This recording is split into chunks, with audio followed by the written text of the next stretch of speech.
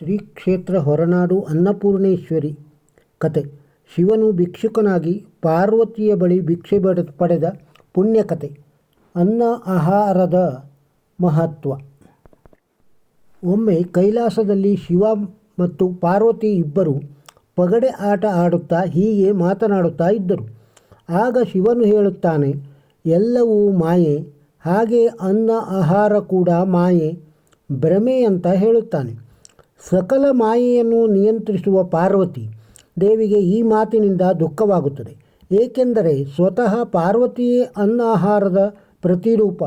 ಹಾಗಾಗಿ ಅವಳಿಗೆ ಬೇಸರವಾಗುತ್ತದೆ. ಹಾಗಾಗಿ ಶಿವನಿಗೆ ತನ್ನ ಮಹತ್ವವು ಅರಿವಾಗಬೇಕು ಎನ್ನುವ ಕಾರಣಕ್ಕೆ ಪಾರ್ವತೀ ದೇವಿ ಅದೃಶ್ಯಳಾಗುತ್ತಾಳೆ. ಪಾರ್ವತೀ ದೇವಿ ಆದ ಕಾರಣ ಜಗತ್ತಿನಲ್ಲಿ ಇರುವ ಎಲ್ಲ ಆಹಾರ ಪದಾರ್ಥಗಳು ಮಾಯವಾಗುತ್ತದೆ. ಇದರಿಂದ ಎಲ್ಲ ದೇವತೆಗಳು ಹಾಗೂ ಎಲ್ಲ ಜೀವಿಗಳು ಹಸಿವಿನಿಂದ ಬಳಲುತ್ತಾರೆ. ಅನ್ನ ಆಹಾರ ಇಲ್ಲದ ಕಾರಣ ಭೂಲೋಕದಲ್ಲಿ ಮನುಷ್ಯರು ಯಾವ ದೇವರಿಗೂ ನೈವೇದ್ಯ ತಯಾರಿಸಲು ಸಾಧ್ಯವಾಗಲ್ಲ. ಆಹಾರ ಇದ್ದರೆ ಮಾತ್ರ ನೈವೇದ್ಯ ಮಾಡಿ ಎಲ್ಲ ದೇವರುಗಳಿಗೂ ಇಡಬಹುದು ಅಲ್ಲವೇ? ಆಹಾರವೇ ಇಲ್ಲದೆ ಹೋದಲ್ಲಿ ನೈವೇದ್ಯ ಹೇಗೆ ಸಾಧ್ಯ? ಹಾಗಾಗಿ ಶಿವನಿಗೂ ಕೂಡ ಯಾರೂ ನೈವೇದ್ಯ ಇಡಲು ಸಾಧ್ಯವಾಗುವುದಿಲ್ಲ. ಶಿವನು ಕೂಡ ಹಸಿವಿನಿಂದ ಬಳಲುತ್ತಾನೆ. ಶಿವಶಕ್ತಿ ಆದಿಶಕ್ತಿ ಪಾರ್ವತಿ. ಶಿವನಿಗೆ ಶಕ್ತಿ ನೀಡುವುದೇ ಪಾರ್ವತೀ ದೇವಿ. ಪಾರ್ವತಿ ಇಲ್ಲದೆ ಇದ್ದರೆ ಶಿವನು ಪೂರ್ಣನಲ್ಲ. ಹಾಗೆ ಶಿವನಿಗೆ ಶಕ್ತಿ ಕೂಡ ಇರುವುದಿಲ್ಲ. ಹಾಗಾಗಿ ಶಿವನಿಗೆ ಅನ್ನ ಆಹಾರವನ್ನು ಸೃಷ್ಟಿ ಮಾಡಲು ಸಾಧ್ಯವಾಗುವುದಿಲ್ಲ. ಇದರಿಂದ ಶಿವನು ಭಿಕ್ಷುಕನ ಹಾಗೆ ಬದಲಾಗಿ ಭಿಕ್ಷಪಾತ್ರೆ ಹಿಡಿದು ಎಲ್ಲ ಕಡೆ ಆಹಾರ ಸಿಗುತ್ತದೆ ಅಂತ ತಿರುಗುತ್ತಾ ಇರುತ್ತಾನೆ. ಆದರೆ ಆದಿಶಕ್ತಿ ಪಾರ್ವತಿ ತುಂಬ ಕರುಣಾಮಯಿ ಅಲ್ಲವೇ? ಹಾಗಾಗಿ ಜೀವಿಗಳ ಕಷ್ಟವನ್ನು ಅರಿತುಕೊಂಡು ಕಾಶಿ ಕ್ಷೇತ್ರದಲ್ಲಿ ಹೋಗಿ ಅಲ್ಲಿ ಅಡುಗೆ ಮನೆಯನ್ನು ತೆರೆದು ಸ್ವತಃ ಪಾರ್ವತಿಯೇ ಆಹಾರವನ್ನು ತಯಾರಿಸಿ ಎಲ್ಲರಿಗೂ ಅನ್ನದಾನ ಮಾಡುತ್ತಾಳೆ. ಹೀಗೆ ಕಾಶಿ ಕ್ಷೇತ್ರದಲ್ಲಿ ಯಾರೋ ಒಬ್ಬರು ಅನ್ನದಾನ ಮಾಡುತ್ತಿದ್ದಾರೆ ಅಂತ ಶಿವನಿಗೆ ತಿಳಿದು ಬರುತ್ತದೆ. ಶಿವನು ಕೂಡಲೇ ಕಾಶಿಗೆ ಹೋಗುತ್ತಾನೆ. ಆಗ ಅಲ್ಲಿ ಶಿವನು ಪಾರ್ವತೀ ದೇವಿಯನ್ನು ನೋಡುತ್ತಾನೆ. ಪಾರ್ವತೀ ದೇವಿಯ ರೂಪ ಬದಲಾಗಿತ್ತು. ಅವಳು ಅನ್ನಪೂರ್ಣೇಶ್ವರಿಯ ಅವತಾರದಲ್ಲಿ ಇದ್ದಳು. ಪಾರ್ವತೀ ದೇವಿಯು ವಜ್ರ ವೈಢೂರ್ಯದಿಂದ ಅಲಂಕೃತಳಾಗಿ ಚಿನ್ನದ ಸಿಂಹಾಸನದ ಮೇಲೆ ಕುಳಿತು ಅನ್ನದ ಪಾತ್ರೆಯನ್ನು ಹಿಡಿದು ಎಲ್ಲರಿಗೂ ಅನ್ನದಾನ ಮಾಡುತ್ತಿದ್ದಳು.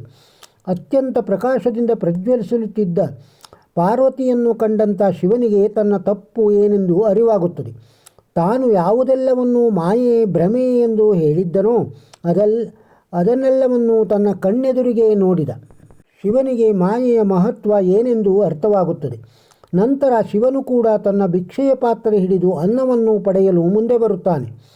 ಆದಿಶಕ್ತಿ ಪಾರ್ವತೀ ದೇವಿಯು ಕರುಣೆಯಿಂದ ಶಿವನಿಗೆ ಅನ್ನ ನೀಡುತ್ತಾಳೆ. ಶಿವನಿಗೆ ತನ್ನ ತಪ್ಪು ಅರಿವಾಗಿ ಶಿವನಿಗೆ ಅನ್ನ ಸಿಕ್ಕಿದ ತಕ್ಷಣ ಜಗತ್ತಿನಲ್ಲಿ ಮಾಯವಾದ ಅನ್ನ ಆಹಾರವು ಮತ್ತೆ ಮರಳಿ ಬರುತ್ತದೆ.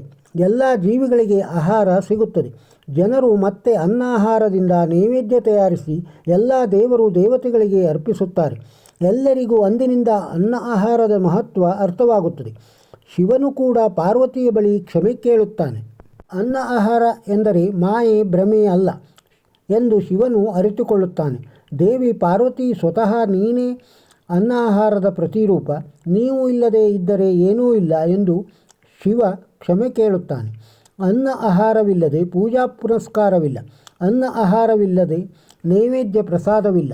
ಅನ್ನ ಆಹಾರವಿಲ್ಲದೆ ಯಾವ ಜೀವಿಗಳೂ ಇರುವುದಿಲ್ಲ ಎಂದು ಆಗ ಎಲ್ಲರಿಗೂ ಅರಿವಾಗುತ್ತದೆ.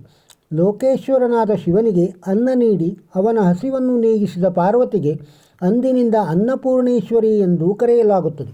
ಹಾಗೆ ಒಮ್ಮೆ ಬ್ರಹ್ಮದೇವನಿಗೆ 5 ತಲೆ, ಅದರಲ್ಲಿ 1 ತಲೆಯನ್ನು ಶಿವನು ಕತ್ತರಿಸಿ ಹಾಕಿದಾಗ ಶಿವನಿಗೆ ಬ್ರಹ್ಮಹತ್ಯಾ ದೋಷ ಬರುತ್ತದೆ. ಹಾಗೂ ನನ್ನ ತಲೆಯನ್ನು ಕತ್ತರಿಸಿದ ಕಾರಣ ಆ ತಲೆ ನಿನ್ನ ಕೈಯಲ್ಲಿಯೇ ಅಂಟಿಕೊಳ್ಳಲಿ. ಆ ತಲೆಬುರುಡೆ ಒಳಗೆ ದವಸ ಧಾನ್ಯ ತುಂಬಿದರೆ ಮಾತ್ರ ಅದು ನಿನ್ನ ಕೈಯಿಂದ ಬಿಟ್ಟು ಹೋಗುತ್ತದೆ ಎಂದು ಬ್ರಹ್ಮದೇವ ಶಿವನಿಗೆ ಶಾಪ ಕೊಡುತ್ತಾನೆ. ಶಿವನು ಆ ತಲೆಬುರುಡೆ ಒಳಗೆ ಎಷ್ಟೇ ಅನ್ನ ದವಸ ಧಾನ್ಯ ತುಂಬಿಸಿದರೂ ಅದು ಸೋರಿ ಹೋಗುತ್ತಿತ್ತು. ನಂತರ ಅನ್ನಪೂರ್ಣೇಶ್ವರಿ ದೇವಿ ಆ ತಲೆಬುರುಡೆ ಒಳಗೆ ದವಸ ಧಾನ್ಯ ತುಂಬಿಸಿ ಶಿವನ ಶಾಪವನ್ನು ವಿಮೋಚನೆ ಮಾಡುತ್ತಾಳೆ. ಶ್ರೀ ಕ್ಷೇತ್ರ ಹೊರನಾಡು ಮಾಹಿತಿ. ಹೊರನಾಡು ಅನ್ನಪೂರ್ಣೇಶ್ವರಿಯನ್ನು ಹಾಗೂ ಶ್ರೀಚಕ್ರವನ್ನು ಅಗಸ್ತ್ಯ ಮುನಿಗಳು ಪ್ರತಿಷ್ಠಾಪನೆ ಮಾಡಿದರು. ನಂತರ ದೇವಿಯನ್ನು ಪುನಃ ಪ್ರತಿಷ್ಠಾಪನೆ ಮಾಡಲಾಯಿತು. ಧರ್ಮಕರ್ತರ ಕುಟುಂಬವು ಸುಮಾರು 400 ವರ್ಷಗಳ ಹಿಂದೆ ಈ ದೇವಾಲಯವನ್ನು ಪ್ರಾರಂಭಿಸಿತು. ಅಂದಿನಿಂದ ಇಂದಿನವರೆಗೂ ಒಂದೇ ಮನೆತನದವರು ಈ ದೇವಾಲಯವನ್ನು ಉಳಿಸಿಕೊಂಡು ಬಂದಿದ್ದಾರೆ ಎಂಬ ಪ್ರತೀತಿ ಇದೆ. ಕುಟುಂಬವು ದೇವಾಲಯವನ್ನು ನವೀಕರಿಸಲು ಸಮರ್ಥವಾಗಿದೆ ಮತ್ತು ಇಲ್ಲಿ ವಿವಿಧ ಆಚರಣೆಗಳನ್ನು ಮಾಡುವಲ್ಲಿ ಬಹಳ ನಿರ್ಣಾಯಕ ಪಾತ್ರವನ್ನು ವಹಿಸಿದೆ. ಆರಂಭದಲ್ಲಿ ದೇವಾಲಯದ ಆವರಣವು ಗಾತ್ರದಲ್ಲಿ ಸಾಕಷ್ಟು ಚಿಕ್ಕದಾಗಿದೆ ಎಂದು ನಂಬಲಾಗಿದೆ. ಆದಾಗ್ಯೂ 5ನೇ ಧರ್ಮಕರ್ತರು ಶ್ರೀ ಡಿ.ಬಿ. ವೆಂಕಟಸುಬ್ಬ ಜೋಯಿಸಿಯರು ದೇವಾಲಯದ ದುರಸ್ತಿ ಮತ್ತು ಪುನರ್ಜೀವನಕ್ಕೆ ಸಹಾಯ ಮಾಡಿದರು ಮತ್ತು ವಾಸ್ತುಶಿಲ್ಪ, ಜ್ಯೋತಿಷ್ಯ ಮತ್ತು ಹಿಂದೂ ಪುರಾಣಗಳ ತತ್ವಗಳನ್ನು ಅನುಸರಿಸಿದರು.